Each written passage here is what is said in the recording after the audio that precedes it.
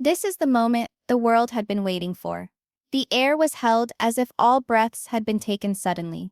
The thick wooden doors of the courthouse had slammed shut behind them just a moment before, locking all of them within this hall of truth. The polish of the wood and the worn leather hung heavy in the air, but beneath it all hung a different fragrance: fear, heartache, and the burden of unresolved fights. All seats in the gallery were fully occupied. Journalists huddled over notebooks, pens waiting to record every detail. Cameras, although not permitted inside, had left their flashing imprint outside, a signal of the eyes riveted on this case nationwide.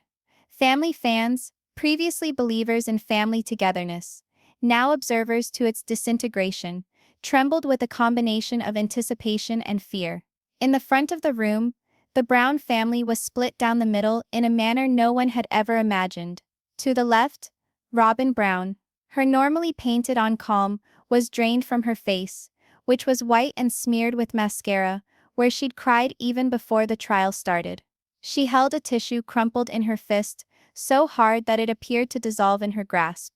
Her chest rose and fell quickly, each inhalation a quiet struggle to regain her balance. Though she attempted to keep her gaze cast downward, periodically she flicked it toward Christine and Janelle, eyes filled with something half apologetic, half accusatory, as if she couldn't quite decide whether to plead forgiveness or deny everything. Next to her, a lawyer leaned in urgently, but Robyn didn't move. She was a ghost, the public rarely seeing this fragile side of her. Directly on the other side of the aisle were Christine and Janelle. They were not shattered, unlike Robyn. They were battered. To be sure, betrayal had left them scarred after years, but in this room they discovered a still strength. Christine sat up straight, her red hair encircling her face like a halo. Her eyes, while surrounded by red, blazed with resolve. Janelle reflected her serenity, her hands clasped daintily in front of her, her eyes fixed steadily. There was no semblance of the doubt that had characterized her previous years. The two of them resembled women who had at last found their strength. And then Kody Brown. He sat among them all, as if the epicenter of the hurricane he had unleashed. His blonde ringlets, once a source of pride, were rumpled and wet with perspiration. His jaw clenched and unclenched, clenched again, as if a man fighting to contain an explosion. His eyes flicked from woman to Robyn with specks of sympathy, to Christine with anger and regret, and to Janelle with sheer defiance. But what everyone saw most was this: the swagger that had previously emanated from Kody was nowhere to be found. The guy who used to boom on television with confident certainty, who required allegiance, who exuded power, now seemed smaller, diminished. His hands were trembling on the desk, fidgety, betraying the panic that was seething just below his carefully constructed veneer. The crowd caught its breath as the judge, a strict woman with keen eyes and a commanding tone, entered and sat down. She scanned the courtroom as a general might step onto a field of war. She knew that this was no run-of-the-mill case. The gavel crashed down with a deafening crack that resounded through the room. Court is now in session. The noise startled all of them. Robyn jerked, Christine and Janelle sat up straight, and Kody moved in his seat, as if attempting to regain dominance he no longer possessed.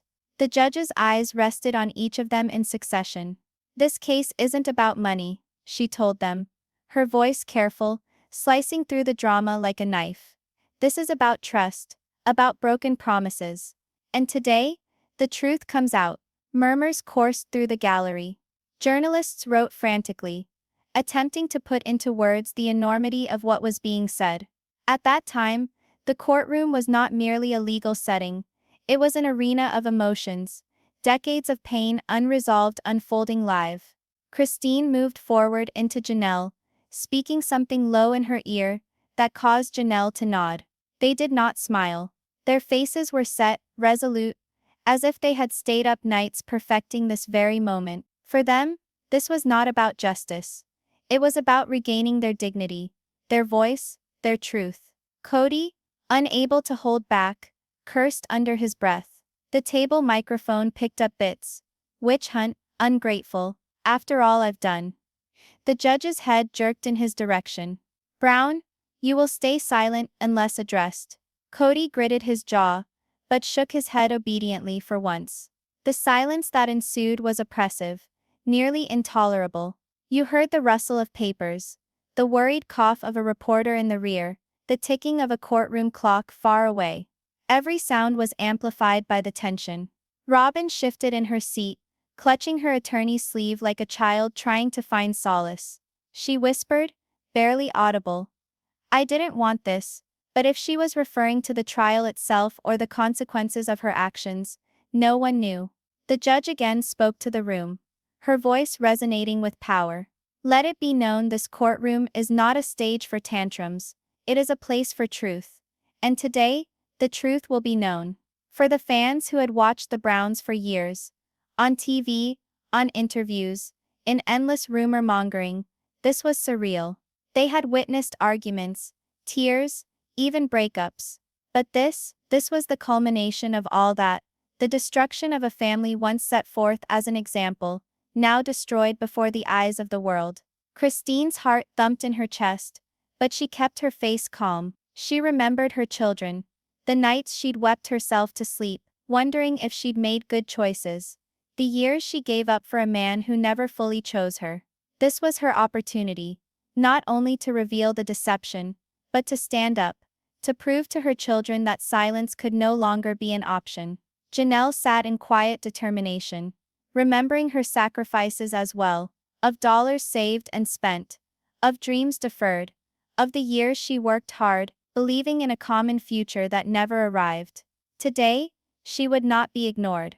Robyn's head was a whirlwind. She was thinking about her children, about the criticism leveled against her by the fans, about the favorite wife image. She wanted to yell that she had never asked to be treated differently, that she just desired love. But even she knew, the facts were against her, the impression too strong to overcome. And Kody seethed in his chair, rage and terror writhing within him. He wanted to get control back, to yell, to protect himself. But the women were not afraid of him for the first time in 40 years, and that scared the hell out of him, more than anything. The gavel came down again.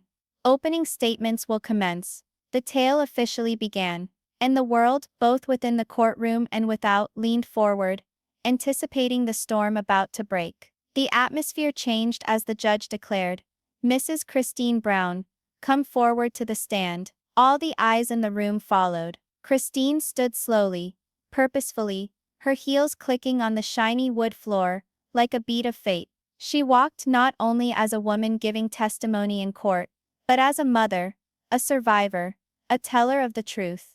Kody's eyes narrowed, his jaw rigid so hard a vein throbbed on his forehead.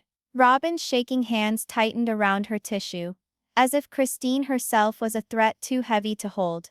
Christine swore her oath, her voice firm, unflinching, "I swear to tell the truth, the whole truth, and nothing but the truth." And with that, the storm broke. Christine speaks the truth.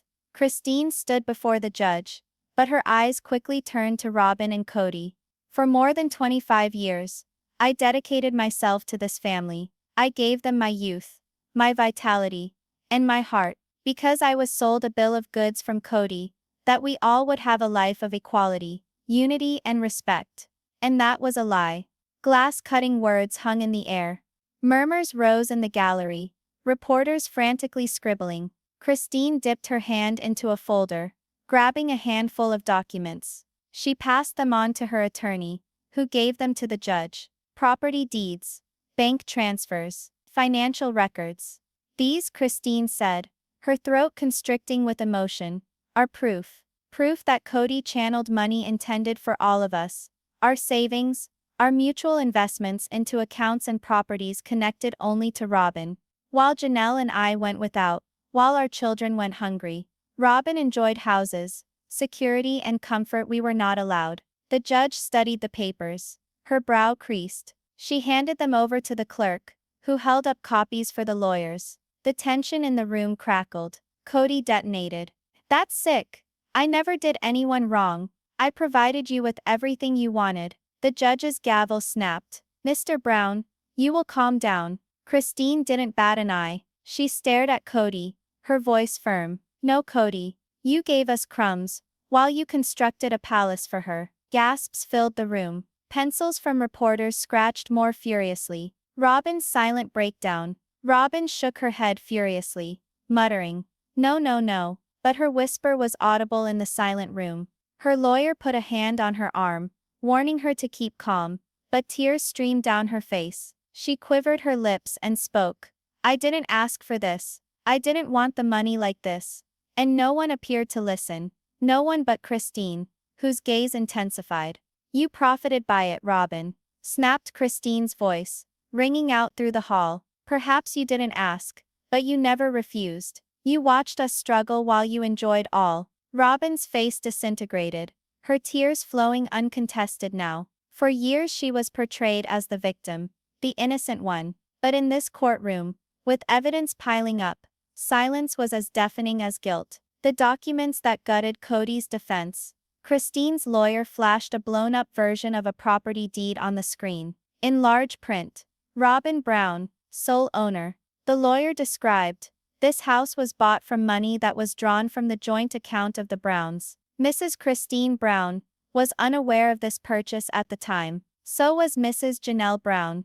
Another paper came next. A bank statement, with large transfers, always from joint accounts into accounts that bore only Robyn's name. Every paper was like a spike being pounded into a coffin. The audience gasped with every new revelation. Kody's face went beet red. He changed position, fidgeting, sweat beading at his temple. His fists clenched on the table, knuckles white. At last he exploded, his voice booming.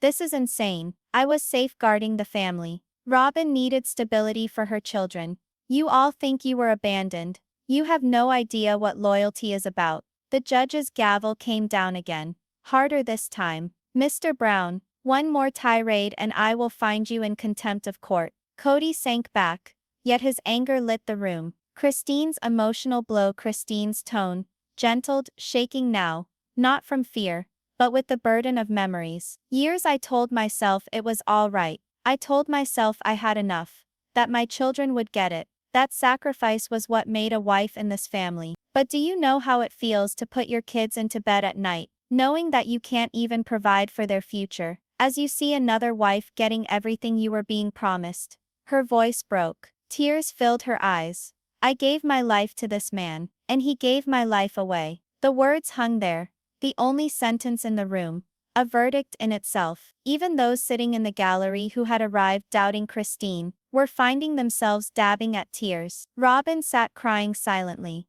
her head buried in her hands. Kody glared at the table, his jaw clenched, unable to look at Christine. The judge's warning. The judge leaned forward, her voice firm but even. "This court does not permit deception. The evidence heard here is disturbing, extremely disturbing." She addressed Kody directly. "Mr. Brown, if you have a defense, you will be able to make it. But tantrums and denial won't undo what is on paper. Do you comprehend?" Kody muttered something, but it was not audible. The cracks widened.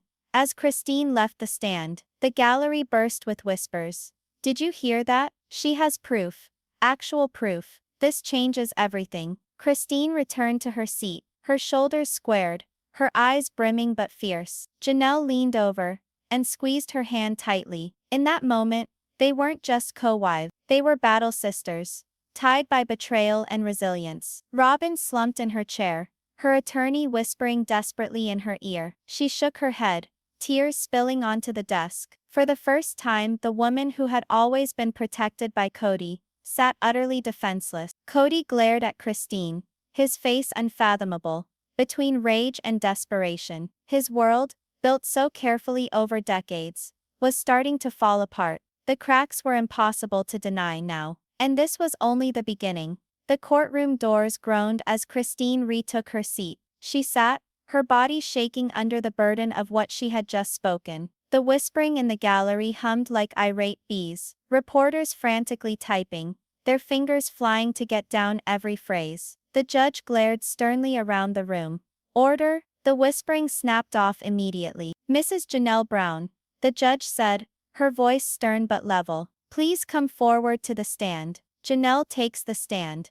Janelle got up, level, serene, but there was a hardness in her eyes that drew everyone's notice. She was not here for drama. She was not here to sob or lose control. She was here to give the truth, level and precise, like a knife. She swore under oath, then moved the microphone in front of her. She remained silent for a long time, only scanning the room. At Kody, at Robyn, at Christine, who sat silently encouraging, and then at the judge. Her tone was quiet, almost chatty, but each word was heavy. Years I was the workhorse in this family. I was the one with a steady job, the one paying the bills, saving money, looking toward the future. I didn't resent it. I thought we were a team. That's what plural marriage was all about, sacrificing for one another, building together. She paused, took a deep breath. Her tone tightened. But I discovered the hard way that not everyone was giving equally, that the money I earned, the money I believed was for all of us, was being diverted. The audience grumbled. Kody fidgeted in his seat, face tightening, nostrils flaring. Janelle's attorney approached her, handing her a document. She unfolded it meticulously, holding it up for the courtroom to view. This is my 401 kid. I depleted this account years ago, because Kody said it was for the family's future, that we were all in it together, that this money would provide all of our children with homes, stability and security. She spoke, her voice cracking ever so slightly. She swallowed hard, blinking furiously, but when I inquired where it went, I was informed it was already taken care of, that it was wrapped up in properties I had no idea existed, properties held in Robyn's name. Janelle's breaking point. Janelle laid the document aside, her shoulders quivering now, her facade cracked, and her feelings burst forth like a tidal wave she couldn't contain anymore. I held my tongue long enough. I kept telling myself it was for the family. I kept telling myself it was temporary, but it wasn't. It was stealing, and it was betrayal, not just against me, but against my children. My children gave, believing their mother was creating a future for them, when in fact it was taken from them. I never demanded luxury. I never demanded special privilege. All I ever wanted was equity, and we never achieved that. The courtroom held its breath. Not a cough, not a shuffle, not a sound. Even the reporters momentarily laid down their pens, arrested by the unvarnished truth of what she was saying. Kody's attempt to defend himself. Kody finally snapped. His loud and furious voice broke the silence. You don't realize what I was going through. You have no idea the pressure that was on me. I made the decisions I felt were best. Robyn needed stability for the kids. You had your own. You always had work. You always had freedom. Robyn didn't. His words rattled, ringing against the wooden walls. The judge's gavel came down hard. Mr. Brown, you're out of order. But Janelle didn't recede. She leaned forward, staring right at him. And meanwhile, while I was working, while I was putting in hours at jobs you didn't respect, you were making promises to Robyn that left the rest of us in the cold. Don't you dare call that pressure. That was choice. Her voice cut like a knife. Kody froze, his lips pressed into a thin line. For the first time, he had no retort. The shocking surprise witness. Just when it seemed the courtroom had reached its emotional peak, Christine's lawyer stood. Your Honor, with the court's permission, we'd like to call an additional witness, someone who can corroborate Mrs. Brown's testimony. The judge raised an eyebrow. Who? The attorney glanced towards the door. Robyn Brown. The courtroom gasped. Heads turned around to the rear of the court. As the door creaked open, Gwen appeared. She was anxious, her walk uncertain, but her bearing had a gravitas beyond her years. She was Christine's daughter, but today she was more than a child of the family. She was a witness, a voice that had been silenced for far too long. Christine's eyes brimmed with tears as she gazed at her daughter coming towards her. Janelle took hold of her hand, gripping hard. Robyn's hands flew up to her mouth in shock, and Kody's face paled, his eyes wide. Gwen took the oath, her voice shaking. Swear to tell the truth. She sat down and shifted the microphone. Her hands trembled, and she fidgeted with a silver ring nervously on her finger. Gwen reveals the secrets. I didn't want to be here. Gwen started quietly, her voice shaking. I didn't want to be in this battle, but I can no longer be silent. The courtroom leaned forward. Reporters held pens poised again. I grew up seeing my mom give everything up. I saw Janelle work her butt off. And I saw discussions that I shouldn't have overheard. In the middle of the night, when I couldn't sleep, I'd hear Dad talking with Robyn. She looked at Kody, her eyes brimming with both hurt and obstinacy. You explained to her. You explained to her that the other wives did not count. That they would leave one day. That all she needed to do was persevere. And one day she would have it all. The houses, the wealth, even you. The gallery gasped. Someone in the back said, "Oh my God." Kody leapt up, his voice bellowing. Lies. She is distorting my words. She does not know what she is talking about. The judge banged down her gavel. Mr. Brown, sit down at once. Kody's lawyer pulled him back down, tugging on his sleeve. But the harm was done. The look of his fury, his loss of control, only served to make Gwen's words more true. Robyn's collapse. Robyn completely collapsed. Her weeping filled the room, as she shook her head wildly. No, no, he never said that. He never. She stopped, her voice constricting, her words faltering into silence. Her attorney attempted to soothe her, but there was no use. Robyn's face was a picture of despair. Whether she was in denial of the words, or grieving over their veracity, it was impossible to say. Christine sat, her face impassive, half vindication, half sadness. Janelle sat straight ahead, her determination not to be shaken by emotion. And Gwen sat shaking, but there was steel in her voice when she spoke once more. I adored my dad. I wanted to believe in him. But the things I heard, the way he preferred Robyn, it destroyed me. And it destroyed this family. The room reacts. The subsequent silence was denser than ever before. It weighed upon every heart within the room. Some within the gallery wiped tears from their eyes. Journalists looked at each other, amazed by the emotion of Gwen's testimony. The judge leaned in, speaking gravely. This testimony will be made part of the record. And let me remind everyone in this room.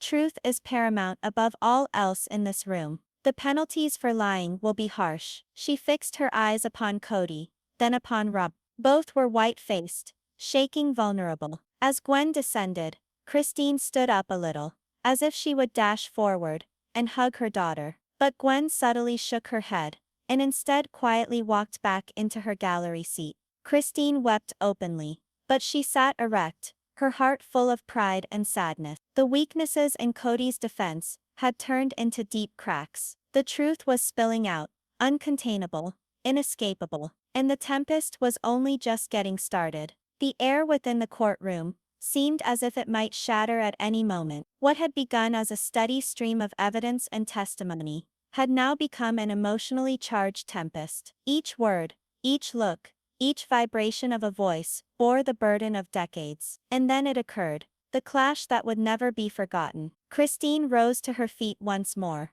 her hands shaking, but her voice firm, as she clutched a fat folder of papers. She approached the judge's bench, her eyes darting for a moment into Kody's. Your Honor, she declared forcefully, the time for apologies has come and gone. We have the right to know the truth. And today, we're going to lay it bare at last. She opened the folder and started to draw out pages, bank statements, emails, messages that indicated years of backroom decisions. Each page was a tale of favoritism, of financial manipulation, of deceit. She crashed them down on the evidence table, the impact resonating like a gavel in itself. Kody's face reddened. He shifted uncomfortably, scowling at Christine as if his outrage alone could shut her up. But Christine wasn't letting up. For years you've told us that we were equal, that we were partners, that our voices counted. But look at this, she bellowed, waving a record of money siphoned off from the family joint accounts into Robyn's name.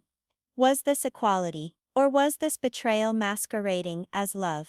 The courtroom gasped. Even Robyn, who had been sitting quietly crying, looked up in horror. She shook her head, mouthing softly, "No, no, that's not true." But Christine's voice sliced through. "Don't lie to me, Robyn. We trusted you. We gave you our love, our loyalty, and what did you give us? Deceit, and the destruction of everything we built together." Janelle advanced now, her words speaking the weight of a voice long silenced. "I lost everything, Your Honor. My savings, my security, my trust. And why? Because Kody made decisions that benefited only one person, Robyn, while the rest of us were left to pick up the pieces. Her voice broke in the middle of the sentence, but that only made it stronger. The crowd behind them stirred, some with tears on their faces. The truth wasn't just legal, it was intensely human. Kody abruptly leapt from his seat, his hand crashing onto the table. "Enough," he bellowed, his voice echoing in the room. "You're distorting everything. This family disintegrated due to your resentment, not because of me. You were never faithful, Christine. You were never supportive, Janelle. You deserted me, and now you stand here acting like victims." The courtroom came to a standstill. The raw emotion in Kody's voice identified a man who was not mastering himself, but was desperate. His chest pumped with each sentence, his face a tempest of fury and terror. Christine spun around to meet him. For an instant the silence was agonizing, and then she spoke, in the most serene, sharpest voice possible. "No, Kody, we didn't leave you. You left us the moment you prioritized Robyn over everyone else. You left us when you allowed money, pride, and control to be more important than love." Her words struck like lightning. Even the judge braced forward, her face serious. The room sensed the gravity of that truth, unshakable and piercing. Robyn snapped. Then, she got up, tears streaming down her face, grabbing the tabletop for support. "Stop," she shouted, her voice cracking with anguish. "I didn't want this. I didn't want to be the cause of everything coming apart. I loved this family as well. I just wanted to feel safe, to be loved." Her sobs filled the air as she slumped back into her chair, shaking her body. But Christine's eyes did not falter. "Then why did you take it all from us? Why did you let Kody give more to you and leave us with nothing? You didn't just desire love, Robyn, you desired control." Robyn's screams became louder, but Kody grabbed hold of her hand, his protective nature kicking in. He turned to face the court once again, his voice cracking with rage and desperation. "You're all jealous. That's what this is. You couldn't handle that Robyn and I had something special. You resented her from the get-go." But Janelle wasn't having that. She stood firm, her voice slicing through his tantrum. "Don't you dare call this jealousy.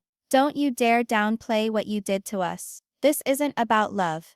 It's about betrayal. It's about years of sacrifice down the drain, so you could play favorites. And now, everyone sees it."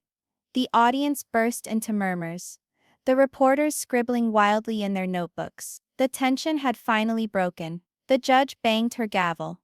"Order in the court. Order!" But even her voice couldn't wash away the tempest that had just been unleashed. And in that stunned silence that followed, one thing became starkly clear. This family would never be the same again. The lies had been brought out into the open, and no amount of screaming, no amount of sobbing, could push them back into the darkness. This was the showdown everyone had envisioned, but never dreamed they'd actually witness. The instant the curtain came crashing down, and the truth, the ugly, heartbreaking truth, was laid bare for everyone to see. And as Christine and Janelle resumed their seats, their faces etched with exhaustion yet determination, one thing was certain: the battle wasn't won, but they had regained the power. The judge's chambers were as quiet as granite when he entered, his robe billowing behind him like a dark cloud. All eyes in the room watched his measured steps to the bench. Robyn clutched her chair so hard her knuckles were white. Kody's jaw was clenched, his muscles tense as if he could somehow force the decision by sheer will. Christine and Janelle leaned forward, their hearts racing, not with terror, but with hope. The gavel came down once. After careful consideration of all evidence and testimonies, the judge started, his tone steady but resolute. "This court concludes that economic manipulation has in fact occurred in the Brown home. Properties that belonged to everyone involved were unjustly diverted. Kody Brown and Robyn Brown are to be held accountable." Gasps arose from the gallery. There were some muffled cheers, some tears, and some awed silence in the courtroom. Kody's face reddened. He attempted to jump to his feet, but the judge's glare kept him down. Robyn became sobbing hysterically, grabbing at Kody's arm, but he shook her off with frustration. The judge went on. "Hence the court finds in favor of Christine and Janelle Brown. Reimbursement for losses incurred will be awarded. Additionally, custody arrangements for minor dependents will come under close scrutiny to ensure equity. The resounding sound of the ruling seemed to ring on and on. Christine buried her face in her hands, tears streaming through her fingers. For years she felt seen for the first time. The money, yes, but her dignity as well. Janelle reached over and clasped her hand. The two women cried and smiled, united no longer by suffering but by justice. Across the room, Kody exploded. "This is a setup. This is a lie. You don't know what this family is about," he bellowed, his voice shaking. The bailiff moved in, telling him to sit back. But Kody was beyond himself. "They made my children turn against me. They manipulated it all. I gave them everything, and this is how they show their appreciation." The courtroom hummed. For the first time, Kody wasn't the booming voice. He was merely a man falling apart in front of everyone. Robyn covered her face with her hands, chanting, "This wasn't supposed to happen. This wasn't supposed to happen." The judge slammed his gavel once more. "Enough, Mr. Brown. This is my last statement. The court is adjourned." And with that, the gavel came down for the last time. The aftermath, Christine and Janelle departed the courtroom together, surrounded by a sea of reporters and cameras flashing lights. Reporters pushed microphones into their faces, but they didn't have to say much. Their tear-stained smiles said it all. They won. Not only the case but their liberty.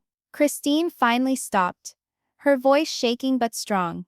"This was never about money. This was about the years we spent, the love we gave, and the betrayal we suffered. Today is not just a win in court. It's a win for every woman who's ever been quieted, belittled, or made to feel insignificant. We are no longer silent." Janelle stepped in resolutely. "We're moving on. We're taking our lives back." The audience gasped in cheers. The interior of Robyn remained still, unwilling to confront the media. Her mascara streaked thick black paths down her face, tissues torn and bunched in her lap. She murmured to herself again and again, "They don't know the truth. They don't know the truth." But deep inside she knew the truth had been uttered at last, and it was louder than her tears. Kody rushed by the cameras, his anger evident. For once no one leaned in to catch his words. The spotlight he held onto for decades was extinguished, and the world's sympathy turned to the women he had abandoned. His kingdom of control had fallen, and all he could do was observe as Christine and Janelle emerged from the ashes. A new chapter that evening. Christine sat with Janelle in her kitchen. The children filled the house with laughter, for once tension-free. Plates of food were left half-eaten on the counter, disregarded in exchange for stories, hugs, and tears of relief. Christine gazed around the room, her heart full. This is what it was always meant to feel like. Peace, freedom, family. Janelle lifted her glass of bubbly water. "To new beginnings," she whispered. They tapped glasses, smiling tears. For them, the outcome wasn't merely a victory in law. It was the end of a tainted chapter, and the beginning of one that shone brighter. One where they counted, where their sacrifices weren't lost, and where justice finally favored them. And as the evening went on, the laughter overcame the tears. The wounds of the courtroom would heal, but so would the resilience they had derived from coming out of it alive. Closing words for the audience. This wasn't a tale about a courtroom alone. It was about resilience, betrayal, and the strength of truth. Christine and Janelle entered that courtroom with years of hurt. They exited with justice. Kody and Robyn lost the case, but they lost something far deeper: the trust and respect that had kept their family intact. And in the process, it was Christine and Janelle who taught the world that even though the lies shout the loudest, the truth finds its voice. Because in this courtroom, the gavel didn't only strike a verdict, it struck freedom.